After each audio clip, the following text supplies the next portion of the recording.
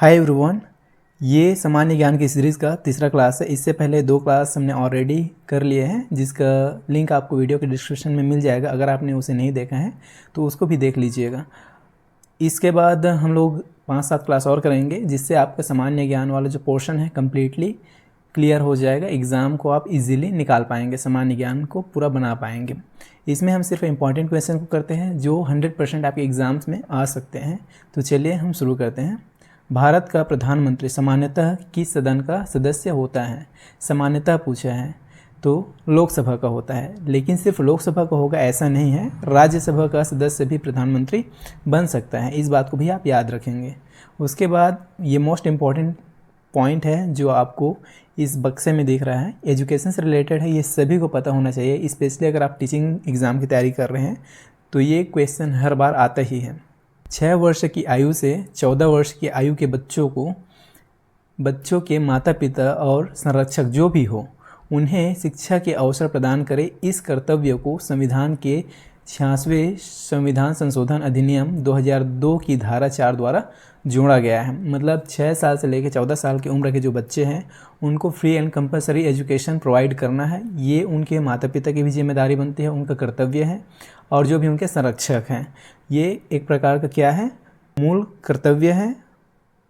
उसके बाद आगे है, केंद्र सरकार का प्रमुख कौन होता है? तो सबको पता होना चाहिए केंद्र सरकार का प्रमुख कौन होता है, प्रधानमंत्री होता है। उसके बाद आगे देखते हैं, सबसे हल्का हैलोजन तत्व कौन सा है? तो सबको पता होना चाहिए ये कौन सा होता है, फ्लोरीन होता है। उसके बाद यहाँ पे कुछ इंपॉर्टेंट खोज है, जैसे इलेक्ट्रॉन का खोज किसने किया था?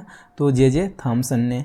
और न्यूट्रॉन का खोज किसने किया था? तो जेम्स चैडविक ने। दोनों पे कई बार सवाल आ चुका है, तो इसको भी आप याद रखेंगे। उसके बाद आगे है, विद्युत बल्ब में कौन सी गैस भरी होती है? तो इसमें कौन सी गैस होती है? आर्गन। ये भी आपको क्लियर होना चाहिए। उसके बाद कार्बन का शुद्धतम रूप माना जाता है तो हीरा को माना जाता है, इसको भी आप याद रखेंगे। उसके बाद अगला क्वेश्चन है, प्रधानमंत्री की नियुक्ति किसके द्वारा की जाती है? तो सबको पता होना चाहिए ये किसके द्वारा की जाती है, राष्ट्रपति के द्वारा। उसके बाद भारत का प्रधानमंत्री बनने के लिए न्यूनतम आयु कितने वर्ष की होना चाहिए? तो न्यूनतम आयु इसमें कितना है, 25 वर्ष। इस पे भी सवाल कई बार पूछा जा चुका है, इसलिए एक इम्पॉर्टेंट क्वेश्चन है, इसको भी आप याद रखेंगे। उसके बाद आगे है, विश्व में सर्वाधिक मात्रा में कौन सा तत्व पाया जाता है?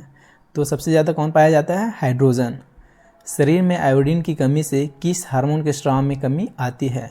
तो ये सबको पता होगा, और जिनको नहीं पता है इसे पॉइंट आउट कर लीजिए। थायरॉक्सिन हार्मोन, जिसकी कमी से क्या हो जाता है, थायराइड की बीमारी हो जाती है, जिसे घेंघा रोग भी बोलते हैं। उसके बाद प्रश्न है, कौन सा तत्व जो सदैव द्रव अवस्था में रहता है? सदैव, ऑलवेज, हमेशा द्रव अवस्था में कौन रहता है? ब्रोमीन रहता है। इस पर भी सवाल बनता है, तो इसे भी आप याद रखेंगे। उसके बाद जल के विसंक्रमण स्टेरिलाइजेशन में किस हैलोजन तत्व का प्रयोग किया जाता है? तो किसका किया जाता है? क्लोरीन का। इसे बोलते हैं क्लोरीनाइजेशन। इसे भी आप याद रखेंगे, मोस्ट इंपॉर्टेंट क्वेश्चन है। उसके बाद उत्कृष्ट या अक्रिय गैसों, नोबल और इनर्ट गैसेस के परमाणु के बाह्यतम कोष पूर्ण होते हैं अथवा अपूर्ण होते हैं? तो ये सबको पता होना चाहिए, ये क्या होते हैं, पूर्ण होते हैं। उसके बाद अगला क्वेश्चन है, देखिए एक पॉइंट है जिसे आप याद रखेंगे, राष्ट्रपति के प्रसाद पर्यंत पद धारण करने वाले पदाधिकारी कौन कौन से होते हैं? तो कौन होते हैं? एक तो होते हैं संघ के मंत्री, दूसरा होते हैं राज्यों के राज्यपाल, और तीसरा कौन होते हैं? भारत के महान्यायवादी, अटॉर्नी जनरल ऑफ इंडिया। अगर ये तीनों के अलावा कोई और दिख रहा है ऑप्शन में तो वो नहीं होगा।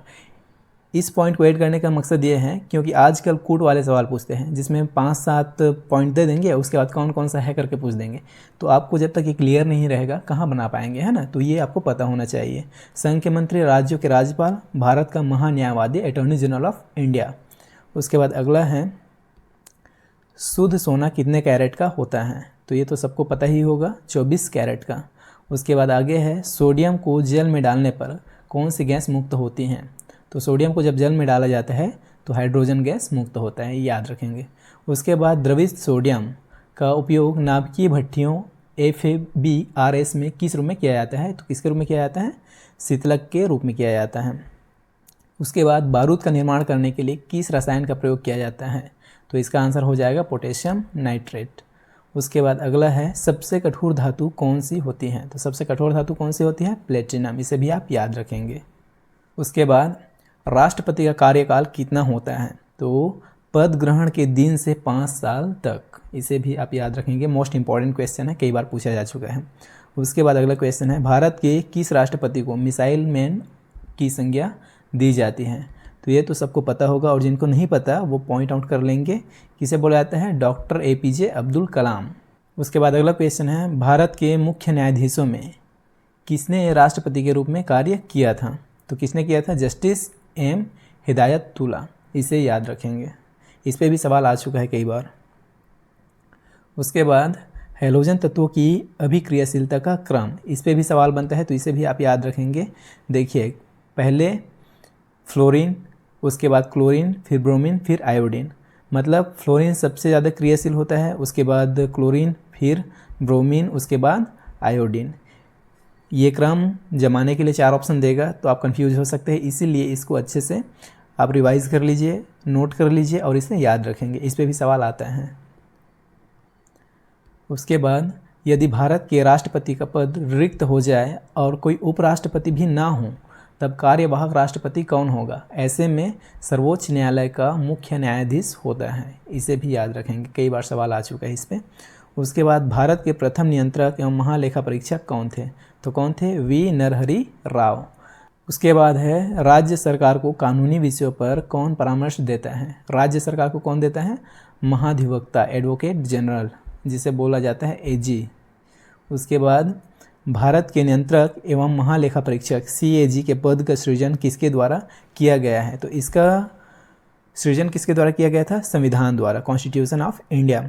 उसके बाद भारत के नियंत्रक एवं महालेखा परीक्षक का कार्यकाल, टेन्योर कितना होता है? तो इसका कार्यकाल कितना होता है? 6 वर्ष। उसके बाद किस धातु की विद्युत चालकता सर्वाधिक होती है? तो कौन आ जाएगा इसमें? चांदी। सबसे हल्की और सबसे भारी धातु क्रमशः कौन सी है? तो सबसे हल्का कौन होता है? लिथियम होता है, और सबसे भारी धातु कौन होता है? ऑस्मियम। दोनों इंपॉर्टेंट है, दोनों को याद रखेंगे। उसके बाद सबसे भारी प्राकृतिक तत्व कौन सा है? तो इसका राइट आंसर हो जाएगा यूरेनियम, इसे भी आप याद रखेंगे। तो इस तरह से हमने सामान्य ज्ञान के कुछ मोस्ट इंपॉर्टेंट क्वेश्चन देखे, जो ऑलरेडी कई बार एग्जाम्स में पूछे जा चुके हैं। और जैसा कि मैंने पहले भी कहा था कि हम इस सीरीज़ में सिर्फ इंपॉर्टेंट क्वेश्चन को ही देखेंगे, जो 100% आपके एग्ज़ाम में आ सकते हैं। तो ये इस सीरीज़ का तीसरा वीडियो था। I hope you like it, and अगर आप आगे आने वाली सीरीज़ को देखना चाहते हैं तो चैनल को सब्सक्राइब करके जुड़ जाइए, ताकि जैसे ही वीडियो अपलोड हो तुरंत आपको वीडियो मिल जाए और आप उस वीडियो को वॉच कर पाएँ, देख पाएँ। अगर वीडियो पसंद आए तो वीडियो को लाइक कीजिए और सब्सक्राइब कीजिए चैनल को। मैं आपसे मिलता हूँ नेक्स्ट वीडियो में, तब तक के लिए बाय।